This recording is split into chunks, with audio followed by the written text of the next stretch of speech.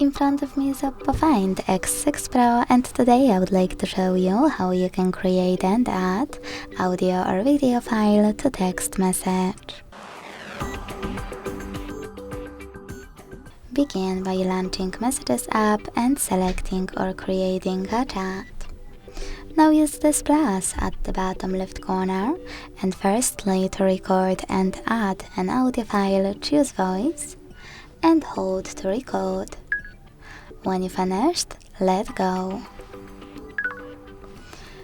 To create and add a video, hit camera icon, choose take video and record it. When you finished, tap on red button. Now to add it, use this check mark at the bottom right corner. Thanks so much for watching. If you enjoyed this video, leave a like, comment and subscribe.